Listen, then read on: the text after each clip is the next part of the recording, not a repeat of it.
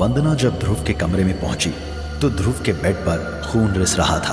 पूरा बेड लाल हो चुका था और ध्रुव कहीं नजर नहीं आ रहा था। वंदना घबराकर ध्रुव का नाम पुकारते हुए कमरे के अंदर दाखिल हुई। ध्रुव! और तभी ध्रुव कमरे के वॉशरूम से बाहर आया। क्या हुआ वंदु? इतनी घबराई हुई क्यों हूं?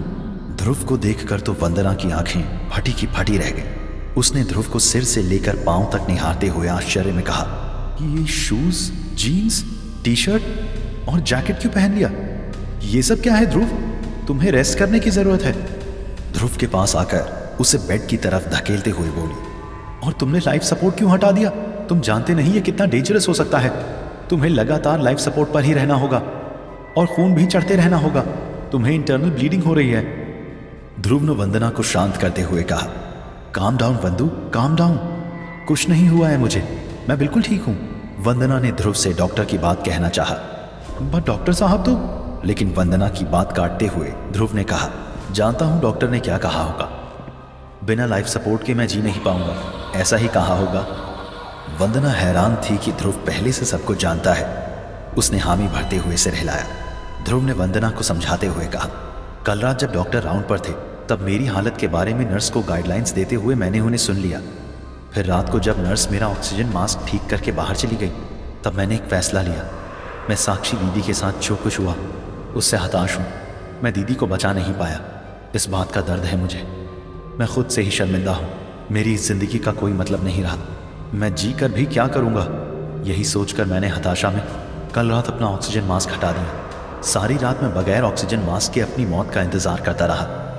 डॉक्टर तो कह रहे थे कि मैं बगैर लाइफ सपोर्ट 5 मिनट भी जिंदा नहीं रह सकता, लेकिन मुझे कुछ नहीं हुआ। मैं बिल्कुल ठीक हूँ। वंदना बस हैरान थी। वो आंखें फाड़कर ध्रुव की ओर देखती रही। ध्रुव ने मुस्कुराकर कहा, कल रात के एक्सपीरियंस के बाद मैंने इस सेकेंड लाइफ के बारे में काफ़ी सोचा। तब मुझे ये एहसास हुआ कि मुझे ये मौका ऐसे ही अपनी जान देकर नहीं गंवाना चाहिए। मुझे उस दरिंदे को ढूंढना है, इससे पहले कि वो मेरी पहुंच से दूर चला जाए। मुझे उसे सज़ा देनी है। इसलिए अब मैं ज़्यादा दिन यहाँ बेड पर लेटे वेस्ट नहीं कर सकता। अब ये हैरानी छोड़ो और चलो मेरे साथ। डॉक्टर को भी डिस्चार्ज के लिए कन्विंस करना है। वंदना अब भी कुछ बोल नहीं पाई। जो कुछ हो रहा था उस पर कैसे रिएक्ट करे समझ नहीं पा रही थी। ध्रुव वंदना का हाथ पकड़कर उसे डॉक्टर के कैबिन में ले गया। ध्रुव ने जैसे ही कैबिन का दरवाज़ा खोला, डॉक्टर सरप्राइजिंगली करीब करीब जंप करते हुए अपनी चेयर से उठ खड़ा हुआ। तुम अपना वार्ड छोड़कर यहाँ क्यों आ गए? ये खतरनाक है, तुम्हारी जान जा सकती है। चलो अपने बेड पर वापस जाओ। ध्रुव ने जैसे वंदना को समझाया वैसे ही डॉक्टर को शांत करते हुए उन्हें समझाया। डॉक्टर भी अचरज में थे।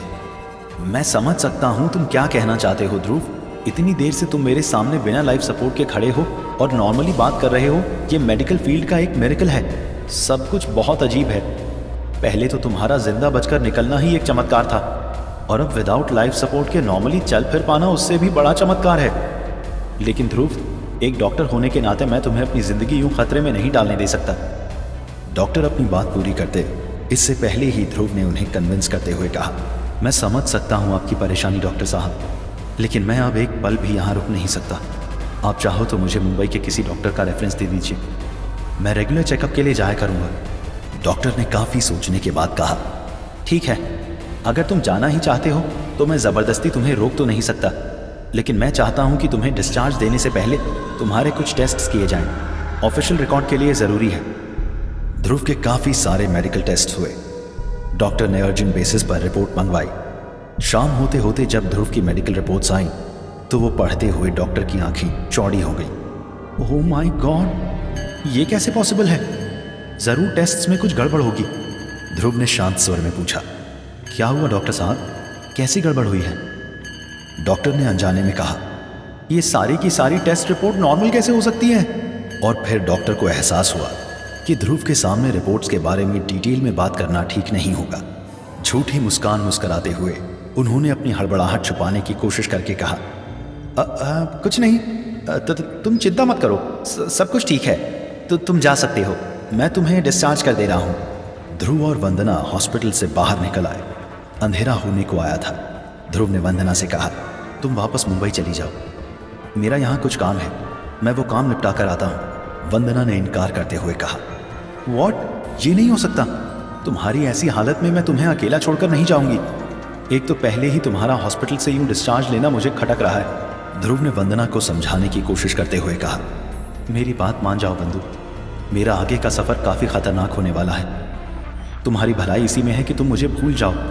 लेकिन आखिर तक वंदना का एक ही जवाब रहा, नहीं, अब से मैं हर पल तुम्हारे साथ रहूंगी। रात होने को आई थी। ध्रुव ने एक होटल में कमरा बुक करवाया। खाना खाकर वो होटल के कमरे में आराम कर रहा था। तब वंदना उसके करीब आई। ध्रुव के सीने पर सिर रखकर उसके सीने पर उंगली फेरते हुए वो बोली, मैं जानती हूँ इस वक्त तुम काफ़ी दुखी हो। परिवार खो देने का गम इतनी आसानी से भुलाया नहीं जाता। फिर भी मैं कोशिश करूँगी कि तुम ये दुख भूल कर जिंदगी में आगे बढ़ो, क्योंकि जिंदगी कभी थमती नहीं।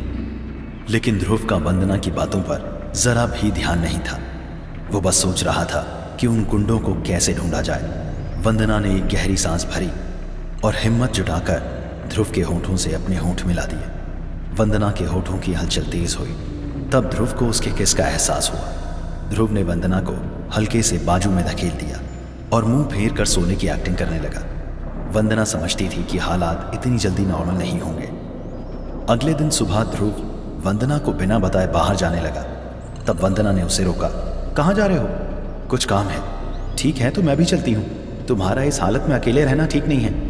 वंदना जबरदस्ती ध्रुव के साथ निकल पड़ी। ध्रुव वंदना को टाल नहीं सका। मजबूरन वो वंदना को साथ लेकर एक टैक्सी में बैठ गया। हम अब कहाँ जा रहे हैं ध्रुव?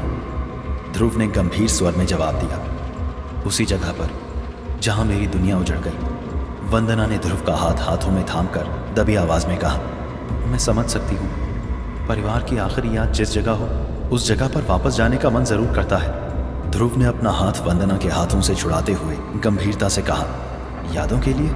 मैं किसी सुराग के लिए जा रहा हूँ। फीलिंग्स तो मेरी उसी वक्त खत्म हो गई जिस वक्त मेरी आंखों के सामने उस दरिंदे ने मेरी साक्षी दीदी के साथ हैवानियत की। अब मेरे दिल में बस एक ही फीलिंग है, गुस्सा। बदले की आग में जल रही जिंदा लाश हूं मैं। मेरे दिल में सिर्फ बदले की आग जल रही है, सिर्फ गुस्सा है। ध्रुव की बातें सुनकर वंदना का दिल घबरा कर कांप उठा। उसे डर था कि बदले की आग में होश खो बैठा ध्रुव फिर से उन गुंडों के कब्जे में न चला जाए। दूसरी जिंदगी जीने का मिला ये मौका कहीं ध्रुव बदले के लिए खो न बैठे। वंदना ने ध्रुव का हाथ फिर से कसकर थाम लिया। उसके हाथों की थरथराहट ध्रुव को साफ महसूस हो रही थी। ध्रुव ने आखिरी बार वंदना को समझाते हुए कहा, अब भी मौका है, लौट जाओ मुंबई वापस। वंदना ने ध्रुव की इस बात का कोई जवाब नहीं दिया, लेकिन उसकी खामोशी जाहिर कर रही थी कि वो ध्रुव का साथ नहीं छोड़ने वाली थी। ध्रुव और वंदना उस जंगल के करीब पहुंचे। ध्रुव जानता था कि फॉरेस्ट डिपार्टमेंट ने उस जगह को सील करवाया होगा, वहां जाने की इजाजत नहीं मिल सकती। इसीलिए ध्रुव ने टैक्सी फॉरेस्ट एंट्रेंस से दूर रुकवाई और वहां से वंदना के साथ पैदल ही पगडंडी वाले रास्ते से आगे बढ़ चला। वो पगडंडी ध्रुव को एक छोटे से गांव में ले गई। उस गांव में जैसे सन्नाटा छाया हुआ था, कोई भी इंसान दिखाई नहीं दे रहा था। ध्रुव ने चारों तरफ नजर दौड़ाई। उसे एक बुढ़िया अपनी झोपड़ी के बाहर आंगन में बैठी नजर आई। ध्रुव वंदना को साथ लेकर उस बुढ़िया के पास चला गया। खम्मा घनी माँ जी, गांव में कोई दिख नहीं रहा, कहाँ गए सब? वो बुढ़िया मुस्कुराकर बोली, मन्ने थारी भाषा चोखी तरियां बोलती कोणी आवे। सब काम पर जंगल में, बूढ़े लोग घर में। जंगल खतरनाक, जानवर बहुत, यहाँ रुक जाओ, आगे मत जाओ। बुढ़िया ने टूटी फूटी हिंदी में ध्रुव को आगे न जाने की हिदायत दी। ध्रुव ने वंदना से कहा, वंदु, अब तुम्हें मेरी बात माननी ही पड़ेगी। तुम यहीं माँ जी के साथ रुको, मैं छानबीन करके वापस आता हूँ। वंदना ने ध्रुव की बात काटने की कोशिश करते हुए कहा, मैं तुम्हारे साथ? लेकिन वंदना को रोकते हुए ध्रुव ने कहा, वंदना प्लीज ट्राई टू अंडरस्टैंड। तुम्हारे साथ जाऊंगा तो मैं भी पकड़ा जाऊंगा। मैं अपने मकसद में सफल नहीं हो पाऊंगा। मैं वादा करता हूँ जल्द से जल्द मैं वापस लौट आऊंगा और फिर हम दोनों एक साथ घर में वापस लौट जाएंगे। बस इतनी सी मेरी बात मान लो प्लीज। वंदना इस बार ध्रुव की बात टाल नहीं सकी। वो वहीं पर रुक गई और ध्रुव अकेला जंगल की तरफ बढ़ गया। जंगल के रास्ते उसे पता नहीं थे। उसे बस इतना याद था कि वो गुंडों ने जब उस पर हमला किया था तब वो एक झरने के पास थे। गांव की पहाड़ी से ध्रुव को एक झरना नजर आया। ध्रुव उसी रास्ते पर आगे बढ़ने लगा। ध्रुव जितना हो सके उतना तेज चल रहा था। चलते चलते पता नहीं कैसे उसे फुर्ती मिली और वो दौड़ने लगा। तेजी से दौड़ते हुए ध्रुव उस झरने के पास कुछ ही मिनटों में पहुंच गया।